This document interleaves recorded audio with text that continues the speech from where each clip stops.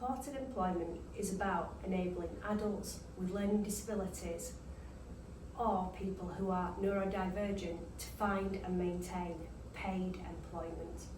What we do, and I think quite unique at Positive Futures, is we really have quite a good working relationship with our employers. We try to understand their business needs. We go into their place of work, find out about the environment, about other staff members, and find out what the job role they are recruiting to, what that person will do, and what they need, what their expectations are.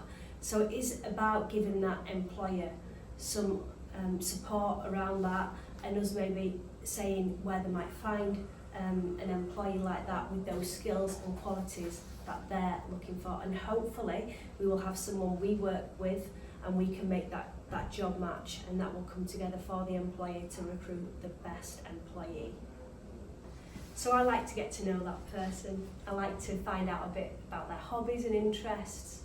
I like to know about their skills and qualities for employment, what kind of jobs they've done in the past, what experience they've got, and kind of what environment they want to work in and which sector they've kind of always wanted to work in the past. Maybe they've always wanted to work with a particular employer, you know, they've always dreamed about that. So it's really important to do that deep dive in terms of that and speak to that person and have that really engaging conversation and try and find them a job that's right for them. So it's important once you've spoke to the individual, got to know their business, got to know the job role they want to recruit to, and you've also spoken to that individual and got a flavour for who they are, what type of job role they want to do. It is about bringing those two things together. It's about that marriage of the right individual and it's about the right job role, bringing that together and getting the right job match. And hopefully that individual will stay in that job role for a long time and they'll feel a sense of purpose and they'll feel a sense of achievement, they'll work hard and they'll stay and grow within that role. And the employer will be satisfied as well because they've got someone who comes to work, is happy to come to work hard, and that relationship will continue for a long period. So that's the best kind of way to know if we've got a successful job match. So once we've got the job match and we've done some job coaching, the person's successful in the role, but maybe the job coach has withdrawn.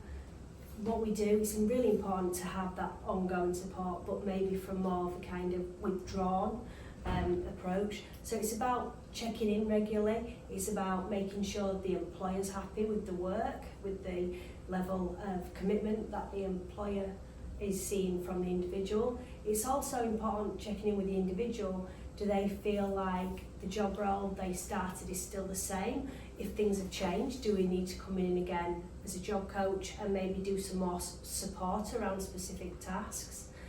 Or maybe going back to that employer support, if the job role has changed, how can we support with that as a job coach? Are there things we could advise them to do? So it is about kind of being that bridge or to kind of mediate sometimes.